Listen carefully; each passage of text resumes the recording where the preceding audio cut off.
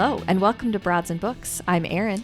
And I'm Amy, and this is episode 107, You Oughta Know.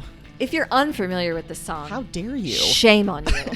Shame on you. You obviously were not a young adult in the mid-90s. Obviously. Because Alanis Morissette was everywhere, my friend. Everywhere. As she should be. As she should be. As she Jagged should be. Little Pill. It was chock full of goodness. Oh my, I can still see the cover. Yeah, me too. Oh my gosh. Yeah. So good. And we thought, what a great song to encapsulate revenge for love gone wrong. Love gone wrong, baby, because you know this week is Valentine's weekend. I was trying to find an alternative for the F word, and you did it well. You did it well. Mm-hmm. Yeah. My youngest grandchild, Jax, who's going on 9 months, that's his new favorite response to things. That's a good one. Sometimes it feels on purpose, like Sure. he doesn't like it, and it's really effective. It's kind of cutting when you think about it. Just a fart noise in your face, like, nah, I don't want anything to do with that. I'm envisioning doing that in my next conference call at work. Yeah. That could be interesting. What do you do? When someone gives an idea and just like... Sorry, that was me sighing. No. I would prefer just no explanation. Yeah. Just do that There's and then nowhere see what to happens. go afterwards. I mean, it's there's nowhere very to go. expressive. There's nowhere to, like, no, you should no. Nope. I mean, you can't argue with someone that made a fart noise. You can't. You just can't. You can't on any not level. sane. You really can't. No. Mm-mm. But on this idea of, this theme this week, I've got a question for you, Erin. Mm-hmm. Let's say you went through a breakup. Just imagine, if you will. Sure. Because I'm sure you've never had this experience. Never. Yeah. After a breakup, what's the worst piece of advice that you ever received? Everything happens for a reason. Oh, God damn it. You want to know why? Think about that sentence. I says hate that nothing. so much because it's used at everything. It's for used everything. with everything. For and every it means difficult nothing. thing. It means nothing. Yeah, everything happens for a reason. That's cause and effect. That's gravity. That's physics. Everything happens and there was a reason it happened. It's not some great philosophical piece of advice you're giving me. Like, you're right. This is a blessing that I should turn into, the next phase of my life. No, it just sucks. It just sucks. It's also usually given at the worst moment, when it's still raw. Yeah. When whatever has happened is still raw. No. Maybe down the line I'll be able to see that there's a rationale and a meaning for this, but not right now. Not everything happens for a reason. Some things happen because we weren't meant to be together. That's just bad advice. It is bad advice. And it's always presented as I've got this brand new idea for you. It's going to solve your life. Listen, it feels bad now. Everything happens for a reason. It happens for a reason. You don't even know. The next time you go down the street, guy of your dreams, middle of the sidewalk. You won't even be looking for it. When you're not looking for it, that's when it's going to happen. And, for me anyway, a lot of times when I look back on breakups, it wasn't so much that I was like, oh, God, I'll be alone. It was more like, I made some bad decisions. Yes. You feel weird about yourself. I'm in a weird personal space, not necessarily let it rain men.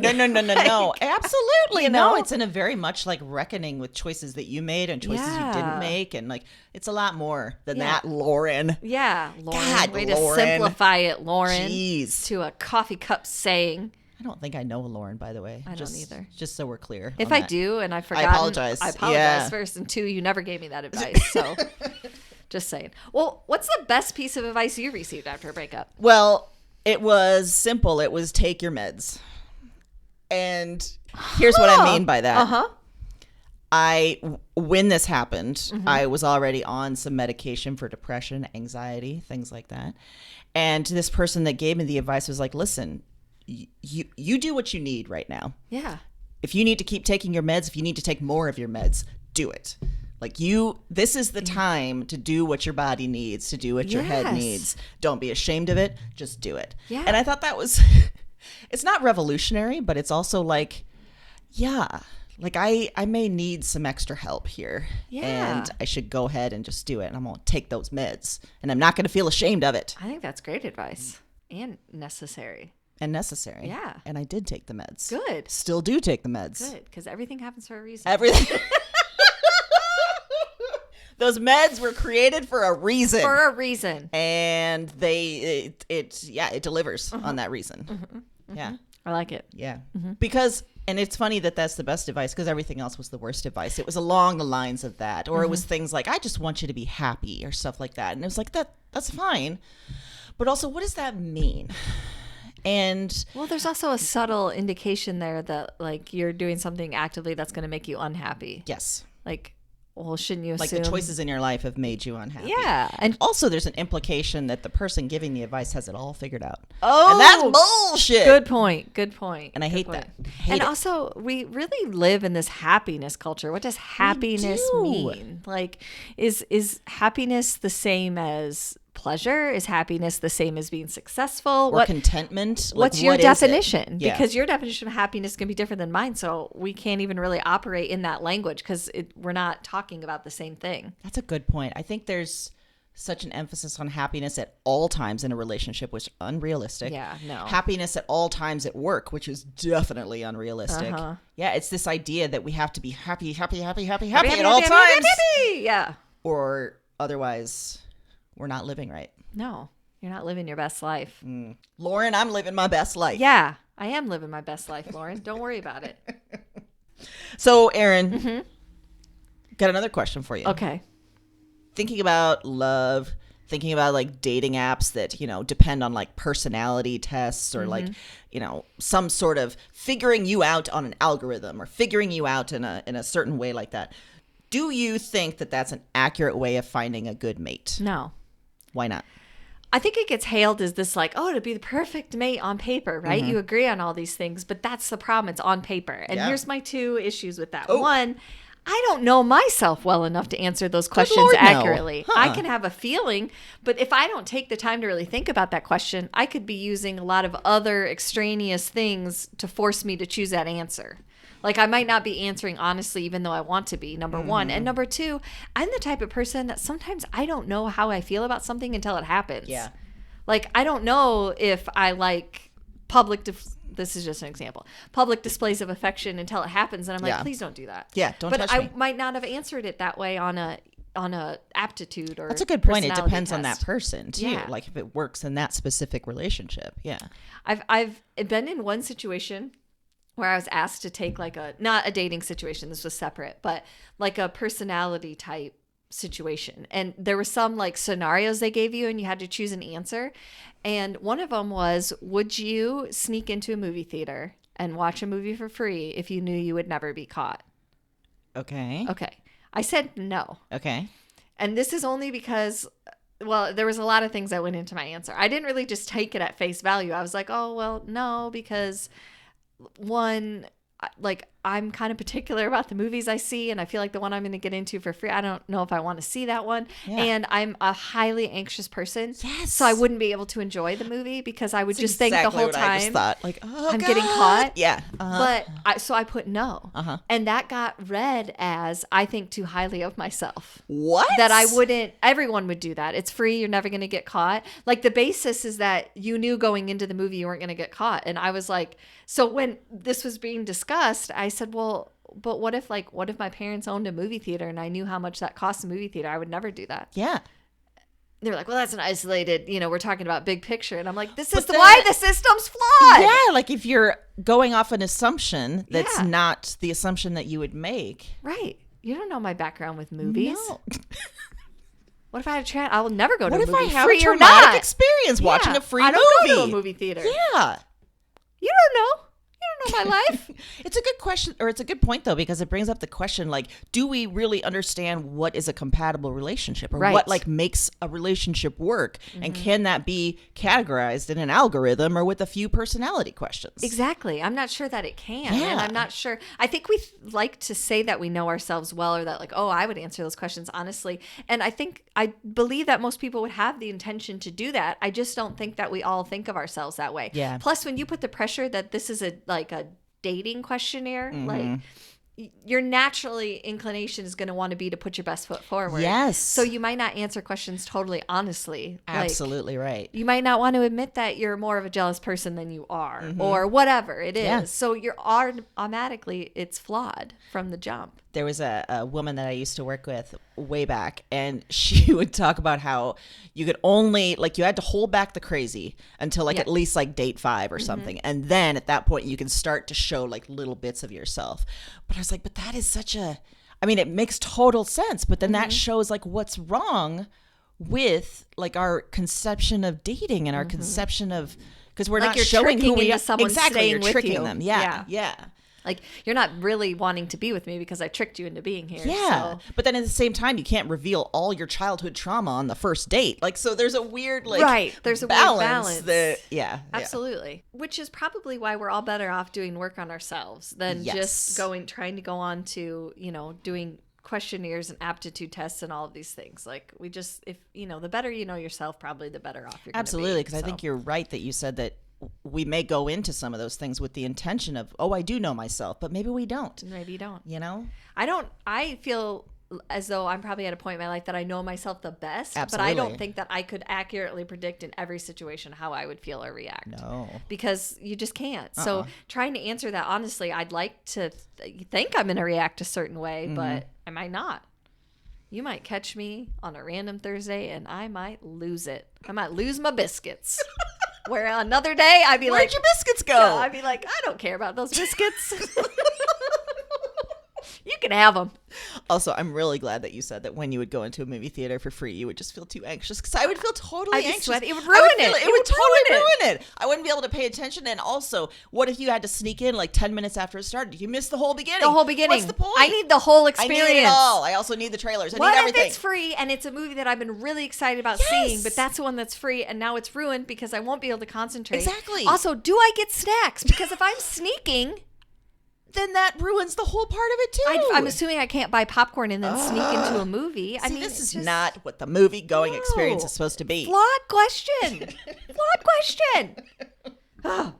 Well, okay. Here's another way that we talk about love going wrong a lot. Yeah. We talk about red flags. Yes. And conventional wisdom says that, you should pay attention to red flags to prevent issues down the road. Yeah. Do you think that most of the time, like, from the beginning, we know in our gut and we just try and work through it? Or do you think it takes time to see if it works or not? Short answer is yes, I think we do know it, but we may not always honor it. Okay. Also, I want to return to a piece of advice that you gave long in the past that went something along the lines of, if you feel it in your tum, you better run. Yep. I think the tum does not lie. And I know that in my own situations, there have been so many times where my tum is trying to tell me something and I stick with it no matter what. So that meant that I had a lot of creeps that I should have run from. And I didn't. And it gave great stories, but still, it's experiences I would rather not have. Yeah, you don't need. A lot of clingers. Ooh, stage 5 clinger. Yeah, a lot of manipulators.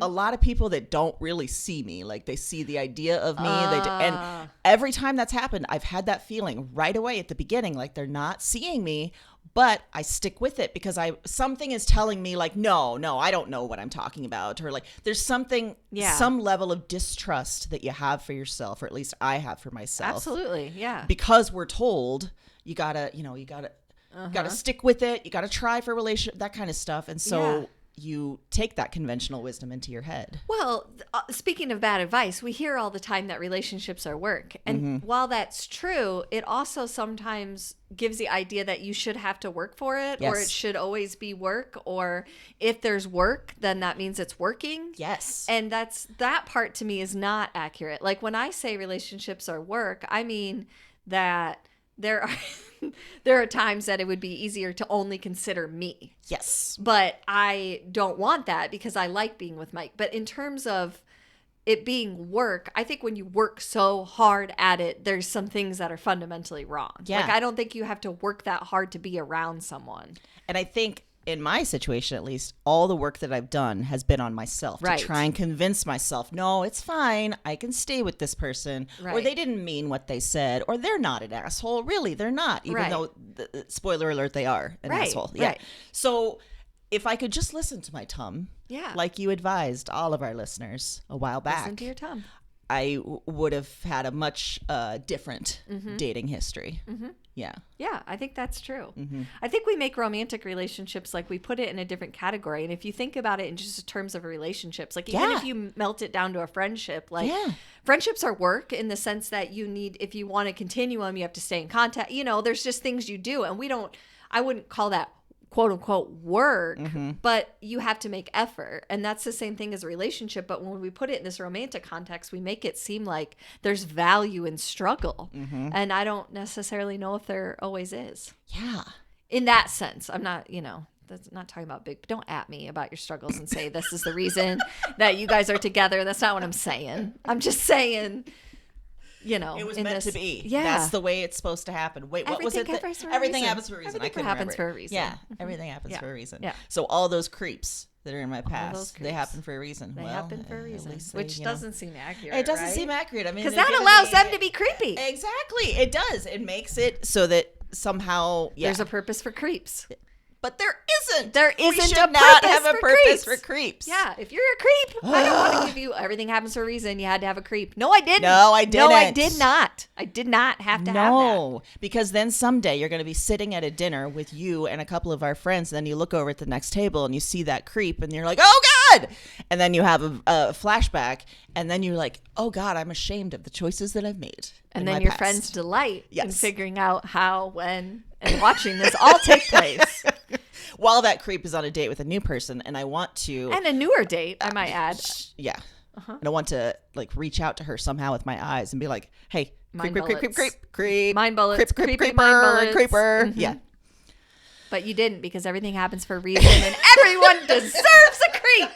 Everyone gets a creep. You get a creep. Yay! You get a creep. Happy Valentine's to creeps. Happy Creepatine's Day. Which, by the way, I think Valentine's Day is made for creeps. Because, everything... Hot take. Give it to me. Because if you think about all the shit that they're selling, it's some sort of... It feels very, transactional. If you get some roses or some whatever, it can... apologize for any behavior you've had in the past. If you perform well at Valentine's Day, then you're doing great. Yeah. Even though you're a creep the rest of the year. And also, it's just this very forced, it's such a forced thing to get you this card and gross. Candy, and I'm going to pay multitudes higher than normal. Don't pay for that. Just get some Skittles that are wild berry / tropical. Mix it up. And Make that's all mash. you need. Just get them for yourself, and that's a good Valentine's Day. It's a perfect Valentine's Day. Should we talk about books? My microphone keeps moving. So it's like this. Well, everything happens for a reason. It does. Everything happens for a reason. It's my new. I'm going to do it all. I'm going to say that for everything now. Great. You're going to sound like a creep pretty soon. That's what I'm going for fiction, we got a creep. Got a couple creep. Yeah. Okay. So my fiction pick for this theme is called Yes, Daddy by Jonathan Parks Rummage. Just came out last year. Okay, this sounds... It's already there, isn't it? You got a picture in your mind. All right. So Jonah is a young man who's moved to New York City, and he wants to be a playwright. But just like so many people that come to New York City to try to make it, it's not happening. So when we meet him, he's living in a sublet. He's working as a waiter. He's barely scraping by. Then he finds a photo of a guy named Richard Schreiber, who is this huge playwright, winner of a Pulitzer Prize, maybe twice Jonah's age. But Jonah sees him as the key to finally getting traction, to somehow starting to make it in the world of plays. So he goes after him, setting up a meeting, pursuing him, fully intending on sort of seducing him to get into this life. And part of him wants to seduce him. Part of him just wants to have him in his corner. Maybe both, right? But no matter what, the two start seeing each other.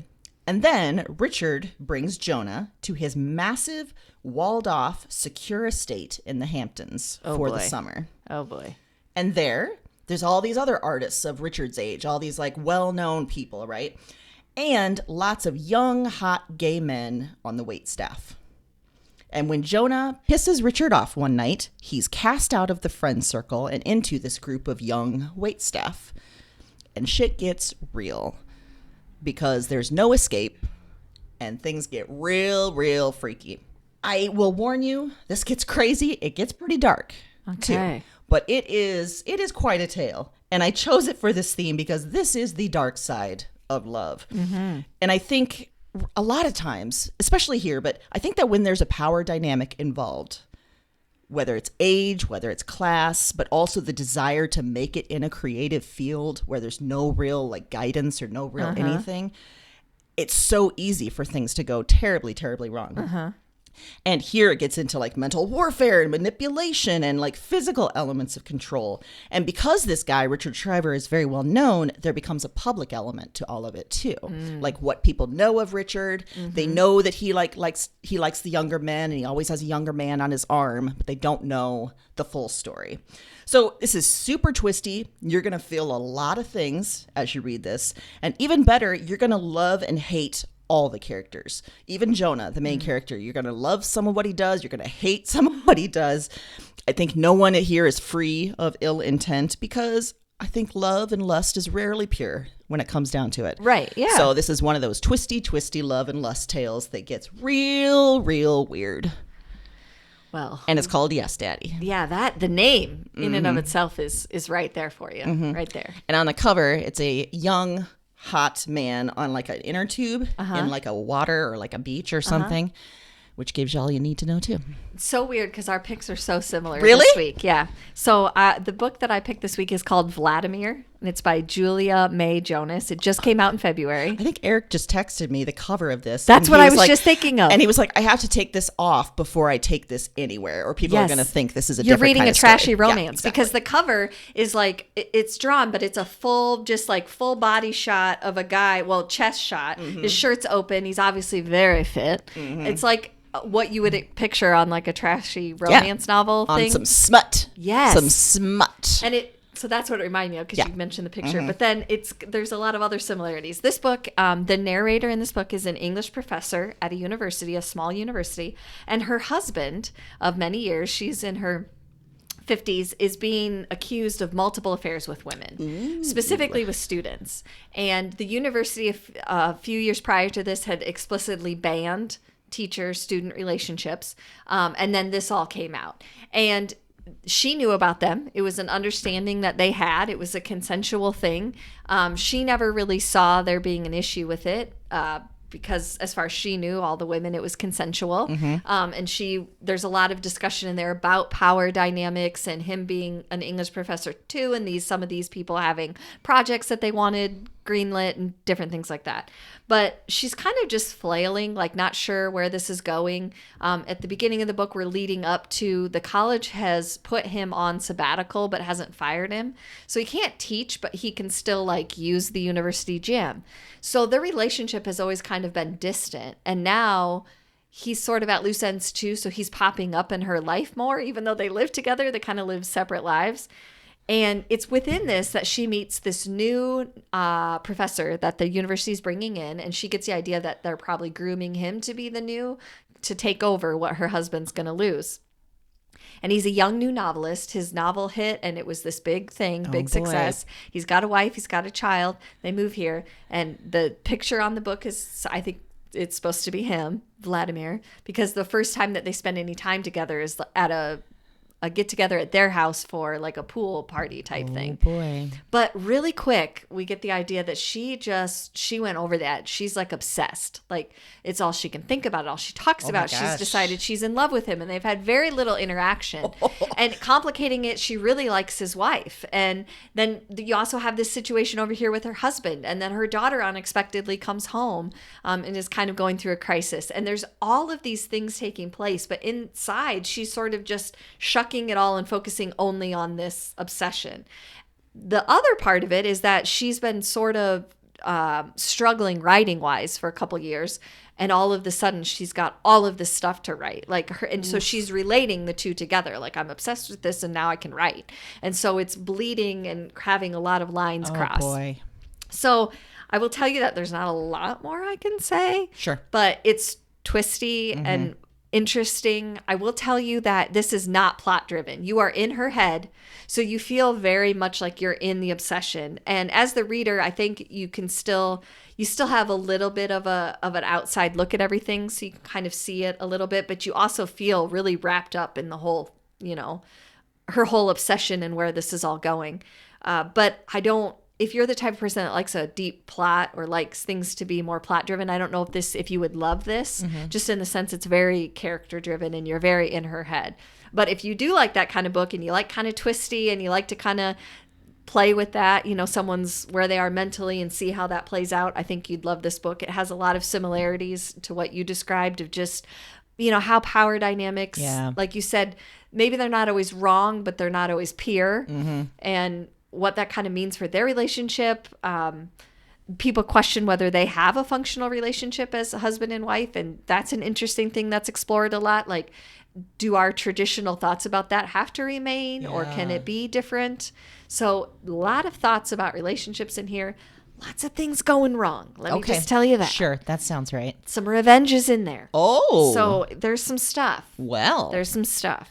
I will say it's refreshing maybe to hear that like an older woman going after maybe a younger man. Because it's always like an old male professor going after a 20-year-old girl.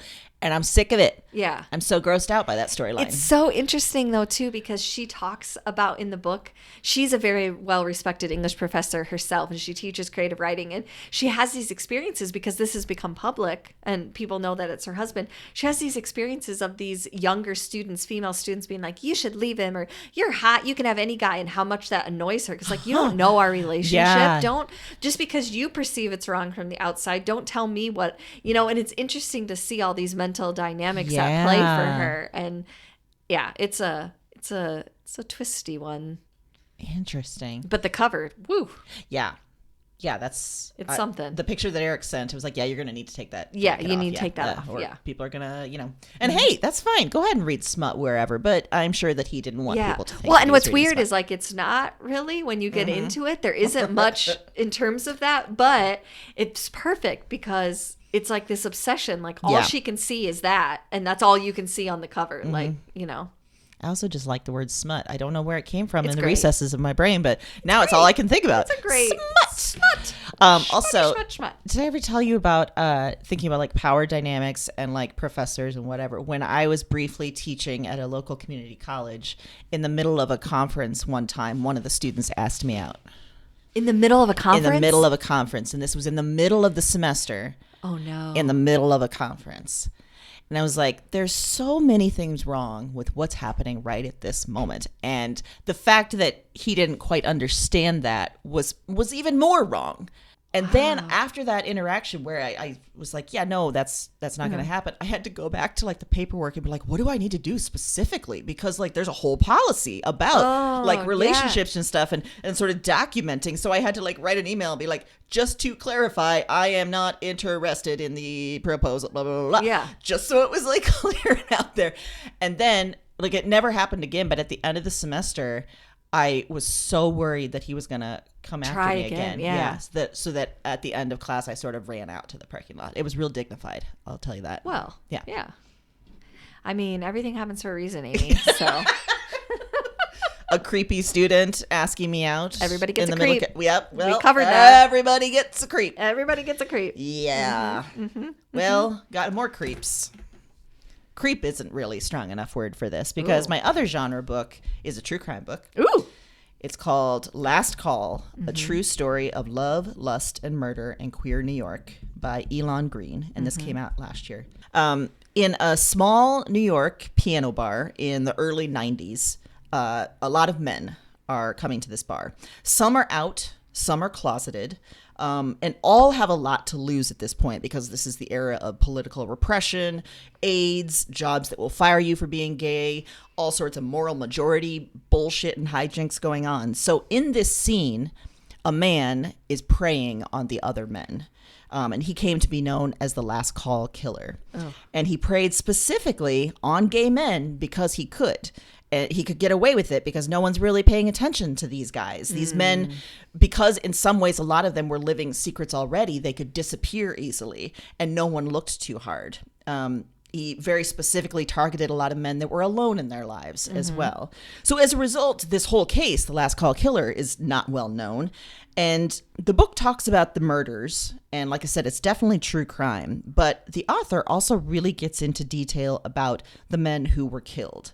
They're not just like one note characters or destined to be victims, as can sometimes happen in true crime books. They're complicated men, they're messy men, they're real men, and they're part of a community that was very hard hit at this time. And I chose it for this scene because I think the killer is using this search for love and companionship as a way to take advantage and as a way to kill. And so in that way, it's definitely love and lust gone wrong. But also, like I said, the way the book is written, it's sort of a different kind of true crime book. It shows how our stories of true crime are often wrong.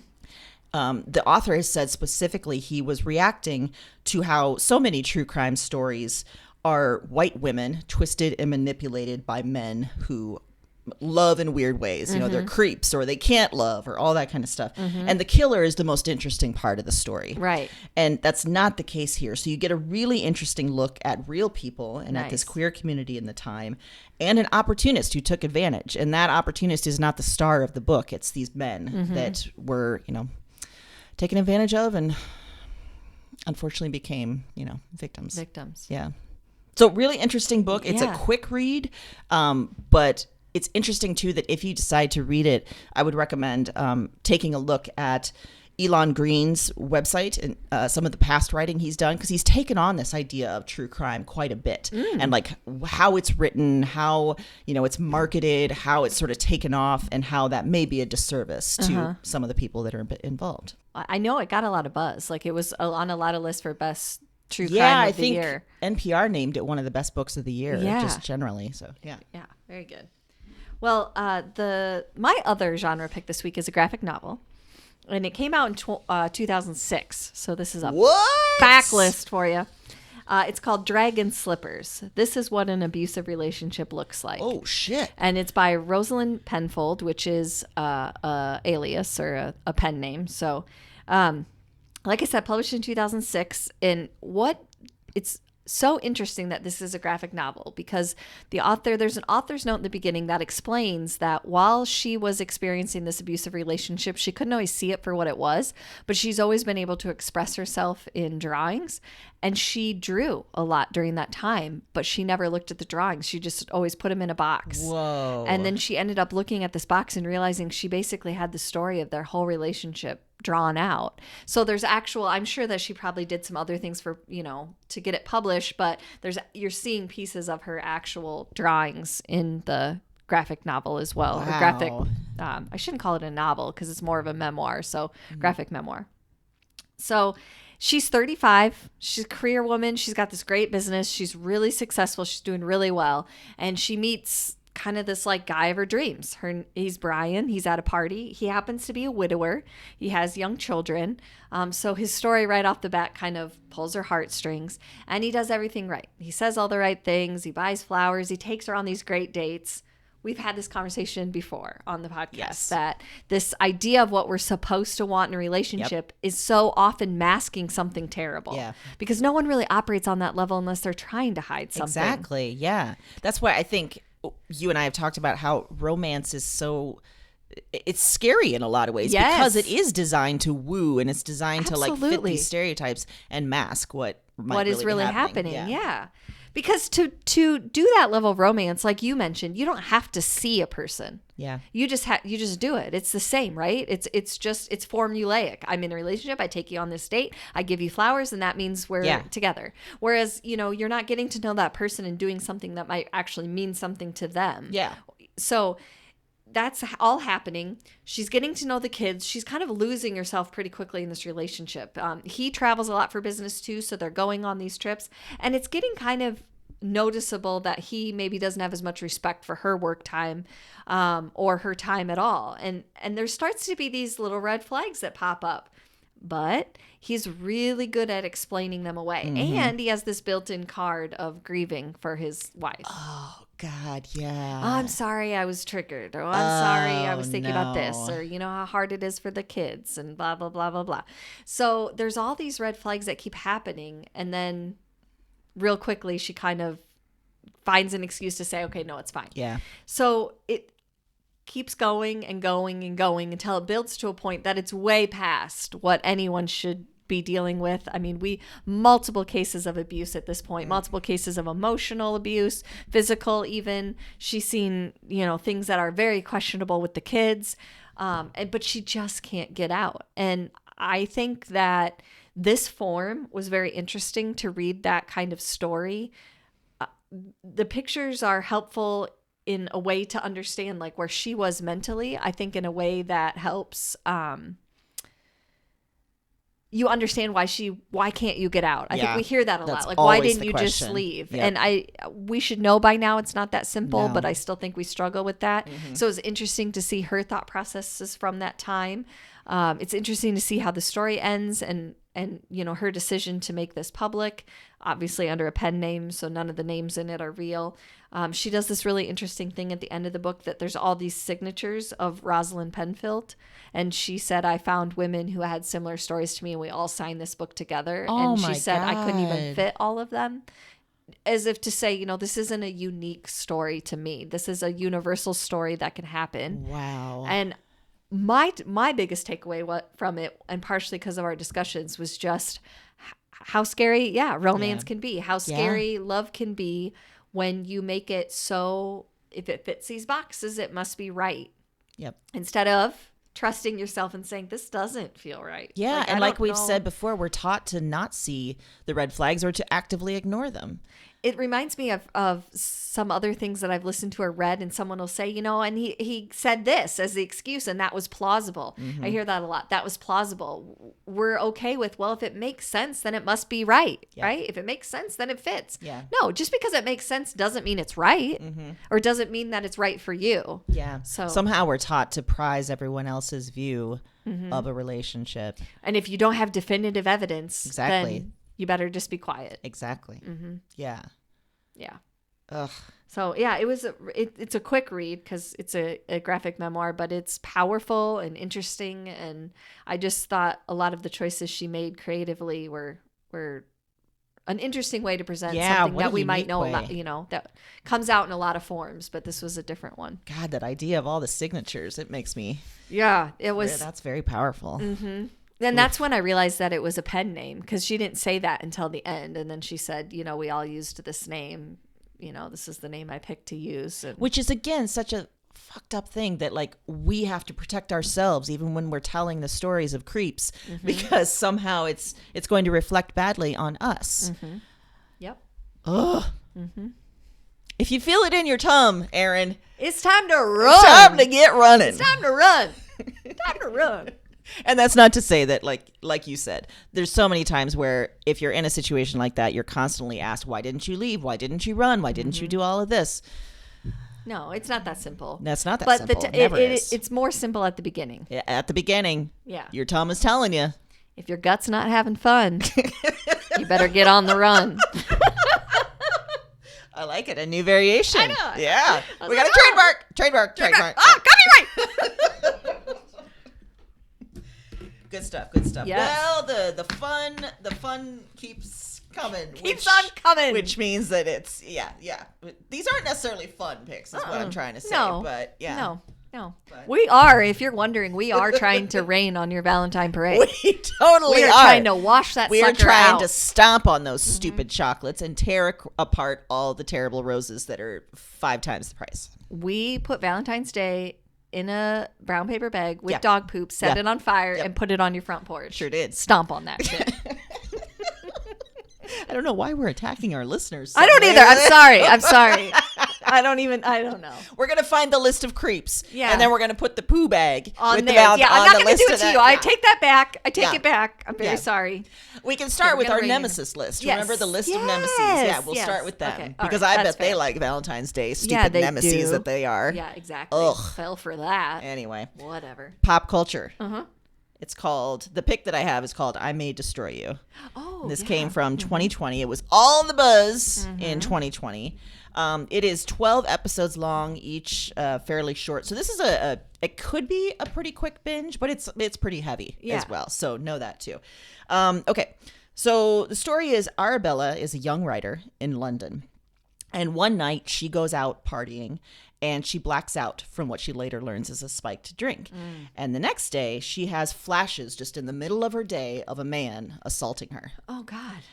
From there, she has to first decide, like, wait a minute, these are memories. So she has to reckon with what happened, that somebody spiked her drink and then took her into the bathroom and raped her and then left her. She has to sort of deal with what this does to her sense of self, to her sense of just safety in the world, to her sense of like what future relationships can and should be. She has to, and she does think about like past relationships in a new light. Like, wait, maybe some of those things that happened weren't great. Like, oh gosh, this is a way bigger issue than this dude spiking my drink. It's a story that is very messy. It's very chaotic. She is definitely not a perfect victim or a perfect person, which I think is something that we have to contend with, because so many times if a woman is to, as the parlance goes, cry rape, you have to be spotless. You have to be blameless. You have to be the perfect victim for someone to believe you. Yep. And she is not that. And so, know that going in, and that's very refreshing to see. It's important to note, too, that this is a story that actually happened to the creator and writer, Michaela Cole. Oh, my goodness. Which I say that because it lends itself to this intense realness of this story and the messiness of it, too. And that may mean some of you, it may be too much for some of you, and that is totally fine. Just know that going in, right. Along with Arabella, the story also focuses on two friends that she has that are trying to figure out their lives, trying to figure out sex, trying to figure out love and lust, and what is love, what is lust, what is like okay, what is coercion, what is manipulation, like all of these things, which no one ever really teaches us. So they're just trying to figure it out as they go, just like all of us. This is super powerful. It's super tough. It's also very funny. There's a lot of like levity in it too. So this is not just all, terrible. Yeah. Right. No, I shouldn't say terrible, but dark hard, and hard. Yes. Yeah. But I chose it for this theme because what I came away with from watching this are the questions that she explores. Like I was saying, like what is sex versus what is coercive sex? What is non-consensual sex? What is love and what is manipulation? What is real and what isn't? And I think generally in our quest for love, so many things can go wrong. There's a lot of shitty people out there, but also because we're also mixed up on some of these definitions, it's a messy situation that means that a lot of us are going to get hurt in that search for love. And I'll also say too, the way that she does this, Michaela Cole, like I said, is the writer and creator. She did everything. She wrote all the show, and she also contends with it like as a writer. The last episode of the series is so mind-boggling because she looks at several different ways that she could end the story. So you see like a few different endings, and it's so interesting and so cool how she did it. And yeah, like I said, it's very tough to watch, and know that if you're sensitive to some of that content, that may be something to know going in, but it's very, very powerful. It deserves all the raves it has gotten. And there are many moments that are very funny and weird too. So well, look for that. Okay. Well, I went with a true crime Netflix documentary called The Tinder Swindler. Oh, I saw ads for this. Yeah. It was trying to get me to watch this.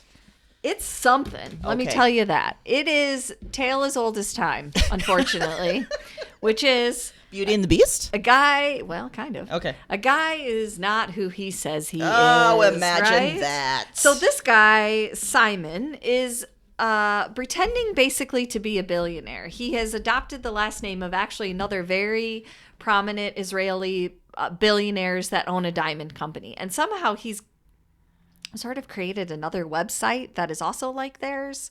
Yeah, it's very, this guy, this is deep. Let me tell you, this guy he made a career out of conning people out of money. And he does it to women on Tinder, but he also does it to other people that he supposedly works for and all these things.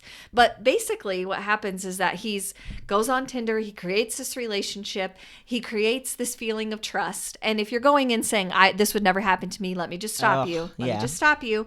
Because what he does is he portrays this level of opulence that you couldn't believe that he's faking it. I mean, you're going on private jets, you're going to other countries, you're seeing the money he spends, you're seeing the outfits he wears. So when he calls you, and because he's the son of these diamonds people, he says that he's always had to have security because he's a high risk, as like a kidnapping situation. That seems plausible, right? In the diamond industry. So when his security gets in trouble and there's a breach and they say they need to get him all new credit cards and all of this stuff, he asks to borrow your credit card. And why wouldn't you? Because he sends you a receipt from a bank transfer that shows he's going to transfer you money. Or he gives you cash or whatever. But it just slowly creeps up further and further and further. And so finally, he picks the wrong gal. She gets completely screwed. Lots and lots of money that she ends up giving him, taking out loans, all of this stuff. He's supposedly wanting to move in with her. And this isn't the type of thing where he's catfishing them in that he looks different. Like, his social media is him. I mean, there's things that they're trying to do to check him out, and it checks out. The name checks out. The website checks out. The money he's spending checks out. Like, it never occurs. You wouldn't think that someone that's a fraud would be able to pull off private jets and these dates and doing all of these things. So, and he's just sweet enough, right? Ugh. He's just nice enough. So finally she realizes what's going on, because partially American Express gets involved and tells her, yeah, we've been tracking this guy and here's the other names he uses. Oh my gosh. So and this is in another country, primarily does not take place in the US. So I believe she's in Finland. So she decides what can I do? I'm screwed, but I can't let him get away with this. So she contacts a journalist. And a journalist is like, that's great, but do you have evidence? And she's like, sure do. Here's all of our WhatsApp messages. I kept everything. Oh my God. So he's like, oh my God. So then all these journalists get involved and they start tracking him down. And then they find these other women that were conned, and they sort of all group up together. Whoa. This first one that got screwed, the one that really takes the reins is the one that's been his girlfriend for like 18 months and had no idea. And she goes in, and I won't tell you what she does, but she does great. This story is so interesting for so many reasons. One, it's what we always talk about. We've already talked about in this episode. Too good to be true. Yeah. Looks great. And no. Second thing is this idea of revenge, and also this idea of fairness or justice, because he does end up in police custody at some point, but he only spends like 5 months in jail for all the money he's taken, because to some degree, it's very hard to prosecute. They gave the money to him. Oh, God. Even though he got it under false pretenses and all of these things, it's very hard to prosecute certain things. And he probably knows that, right? Which is why he does this. Yeah. And so he doesn't really get there's not really a criminal way to hold him responsible. So in this day of social media, these women who are very savvy said, well, I'm just going to make it so anyone can recognize him. Anyone that does a Google search on him, this stuff is going to come up now. And so here you go. So it's really interesting story. It's an interesting story in the dating age, and trying to suss out when someone's being real or not, how to protect yourself, and also how to take it in your own hands and say, you know what, I got screwed and I'm going to have to deal with this part, but I'm not going to let somebody else get screwed, and this is how I'm going to do it. I love that idea too of like collaboration versus like competition, and also like trying to protect other women. Yeah. It's very interesting. There's a lot of twists in there that you're like, what is happening? So I highly, highly recommend it, if only for the part that's like 15 minutes from the end, when this girlfriend, he kind of figures out that his long-term girlfriend, something's up. The range of messages he leaves this woman, and she kept them all, and it is like insane. And then, I'm sorry. I was just triggered. I'm sorry. And then insanity. And then, I mean, it's a wild ride. Wow. But if we love to hear a guy spin out. It is so fun. Yes. Yeah, and honestly, you got anybody that enjoys a little bit of true crime, anybody that enjoys seeing a little bit of Larry comeuppance. Oh, Larry. You're going to like it. And it's not good. very long. It's a quick kind of in and out thing. It's interesting to see kind of how the journalists helped in this whole situation, and maybe how justice is taking on a different look in the world we live in now. So I highly recommend, especially if you'd like to just smash the idea of Valentine's to bits. But you know what? I bet, like we were talking about some of the the ways of digital dating right now, I bet he passed a personality question of all kinds and came out with not a creep, but he's very much a creep. Mm-hmm. What I love is the main person that's in the documentary, Chloe, I think is her name. She says at the end, someone says, so are you on Tinder? And she's like, yeah. And they're like, really? And she said, it's not Tinder's fault. There's always going to be creeps. Yeah. And, she said, so lesson learned. And now, that's how I take it and move forward. And I was like, that is a very well-adjusted person. I would at least switched platforms, but hey, whatever. Yeah. Yeah. Also, why do we call it catfishing? I know he didn't catfish, but I know you mentioned he it. Did, he kind of did. Yeah. But where did that term come from? I don't know. Is it maybe because when you catch a fish and it's a catfish, that's gross? Like you don't really want that fish. Gross? I think so. Well, at least any catfish I've tried is gross. Oh, okay. Yeah. Okay. And they're very hard. I think they're mean. Like you have to wear a glove. Well, I mean, if it's part cat, of course. That makes a lot of sense. Not doing what you want. What the hell? Yeah. Put me back. This is all made up. I have no idea if that's why it is plausible. But I'm just throwing out. Yeah, I'm like trying to think of a catfish. Yeah, sure. I have no idea. Okay. That's more than I knew. So that makes sense. Yeah. So it's a good one. It's kind of oddly, it's dark, but it's also kind of light. Like to see the whole thing go down is just, wow. Doesn't make online dating sound very attractive right now at the moment, but well, yeah, but you know that's dating in and of itself. Is there's always going to be creeps no matter what. I feel confident though that you're not the type that's going to like match or be like, hey, you know what, this guy that's like jet setting everywhere around the world. First off, we're not a match if you're jet setting around the world. Right? Yeah. I like my house. I don't want to jet set.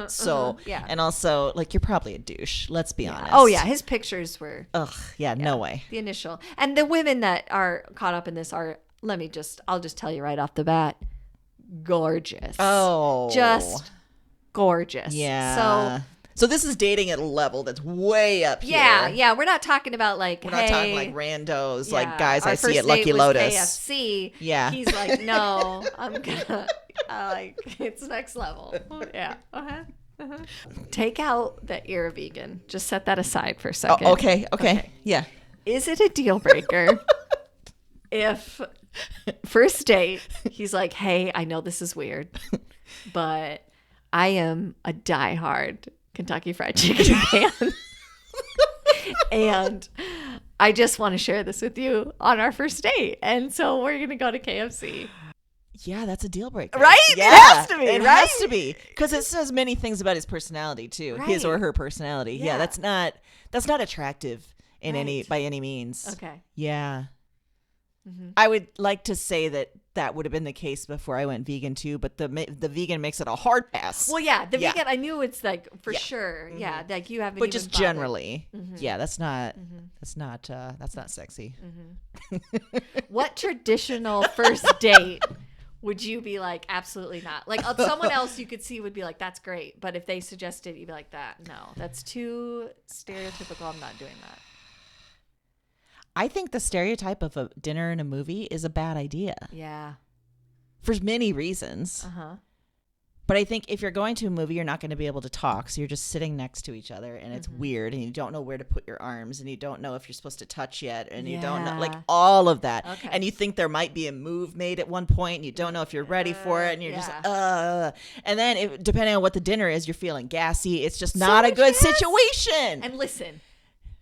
I don't need anyone to see the way I eat popcorn no until one they're needs committed. to see that because that is level 5 crazy. It is shoving it into the mouth hole. Think about popcorn. You don't eat anything else that way. Think about if you took pieces of pizza and put them in your mouth like that. People would be like, "What is wrong with you?" You don't take fistfuls. And jam them. But your hand, at least mine does. Mine do too. Yeah, like it's and then you're shrugging it, and at one point I'm bringing the thing up to my mouth, and I stand up. Sometimes popcorn kernels it's fall everywhere. out of my shirt. Everywhere.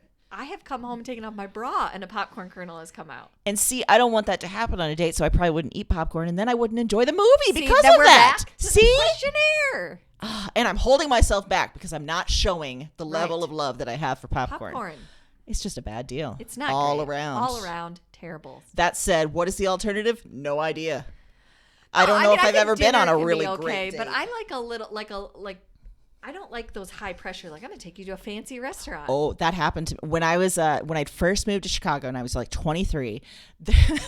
It was like a potential meet cute at like a UPS store because I was picking something up and he was there and I don't know what attracted me to him, if anything, really. But he decided that our first date he was a little bit older. I think he was like 30 or something. So he was showing me the world. He was gonna show how much money he had. He was gonna show all of it. And from the get, I felt so gross and uncomfortable. We had like a separate table at this candlelit restaurant thing. And then there was like a after dinner drinks place, all of it felt so fake and forced. Yeah. And like all the stuff about romance that just gets under my skin because it's nothing like what I want. It's nothing like who I am. And afterwards it was so gross. I ghosted that guy. It was bad news. Good. Yeah. That's good. I didn't want him knowing my house because I got a real clinger vibe after that. Yeah, it was real bad. So there we are. Well, we hope that we have adequately I don't know how we got there, but there we are. put the fear in you about love gone wrong. See, Valentine's Day sucks, people. Just accept it. And just if you're feeling the same way as us, it's done by now. It's Wednesday the 16th. You have survived. You have made it. You have survived, and now there's like candy for super cheap. So pick up that candy. There you go. Go out, get yourself a good candy sale, Yeah. and watch a couple of these movies. And watch out for those creeps. Yes. I was going to say And something remember, else. what's the statement again? If you feel it in your tum, It's time to run. time to run. And what Time was to the run. alternative that you said? Do you remember? If your gut's not having fun, you best get on the run. So whichever one of those you like more. Whichever one. Whichever one. I'm sure we'll have more slogans next time. So many more. Always come up with them. Always. In the meantime. Happy reading.